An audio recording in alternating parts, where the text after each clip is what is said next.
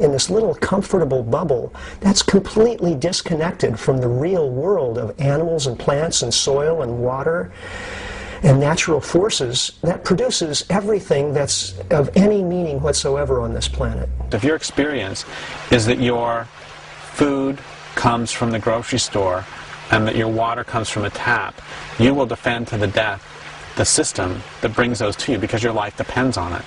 If your experience is that your water comes from a stream and that your food comes from a land base, you will defend to the death that stream and that land base because your life depends on it. Systems of manipulation and exploitation, structures of disconnection and delusion, institutions of domination and deceit. I had to ask, who would create such things? Only people who have become almost wholly disconnected from their world. People who have forgotten who they once were. People who have been deeply wounded. We've gotten lost in a hall of mirrors. Everything that we receive, everything we see, hear, smell, taste, feel,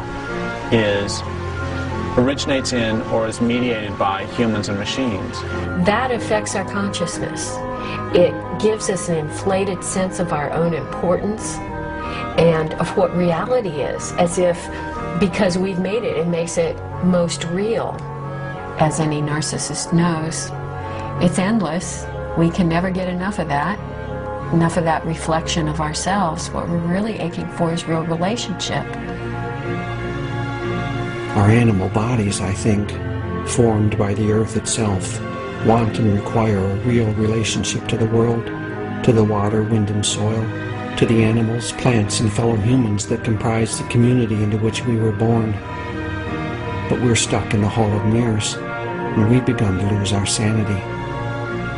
So that you see the beginning of something like dissociation, like post-traumatic stress disorder, like schizophrenia, like multiple personalities. You know, you see that the fragmentation in the world today is being mirrored in all of these kind of very severe psychological disorders.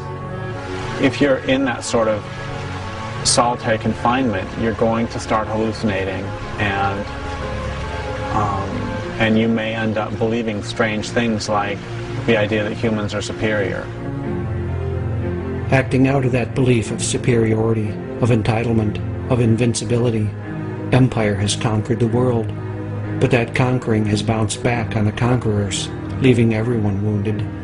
If the world, the system that we're living in, is harming other people, then that's something that, you can't live with that. So if you look at the people who have been assimilated into empire, and if you look at the imperialists themselves, you find an incredible dissociation from reality.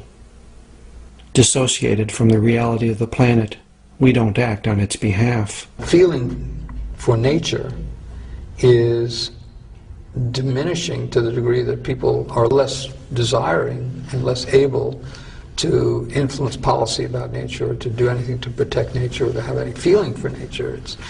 It's hard to have feeling for it if you never have any contact with it. And it's hard to have any contact with the rest of the world because we're living like an animal in a cage. Just think about an animal in a zoo. An animal's deprived of the very things that keep that animal going, the smells, the sights, the sounds, the instincts, the hunting. And they become psychotic. Literally psychotic. I think that we've done something to ourselves that is exactly analogous to that. We've put ourselves in a cage, in this cage of civilization, of cities, and it's made us, in a way, psychotic.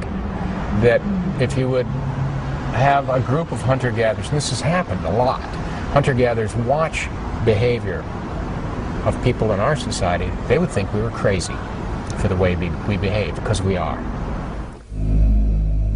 I stop, I listen, I watch the world. The disconnection is everywhere. You learn it as a child. You learn to not feel the kind of pain that is inflicted upon you by the lack of connection, by being in a crib by yourself in a dark room, by not having the breastfeeding, by not having the constant contact with other people's bodies.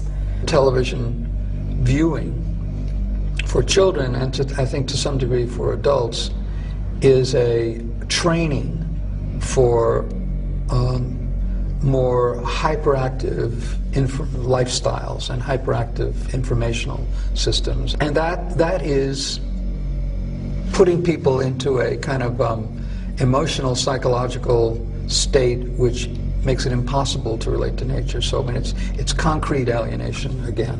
Most of us don't have a human community where we can rest and feel safe and feel like I'm going to be taken care of. In our culture, there's so many things that are set up to stop us from connecting directly with each other. Like if you go to a bar, we take this for granted. If you go to a bar, it's dark, there's really loud music playing, because if it were quiet and there were good light, people would get freaked out to have to deal with each other so directly. Our economy thrives on this. It's pretty easy to sell stuff to people who are so disconnected from the things that they most need. The stores are filled with bandages for the wounds of empire. Civilization, we've been taught to identify with this larger whole that isn't us. We identify more strongly as civilized than we do as living beings. Over the years, I've begun to break my own identification with the dominant culture, to reconnect with myself as a living creature walking the earth. I'm still not finished with the task, a daunting challenge, and yet one of the most rewarding things I've ever done.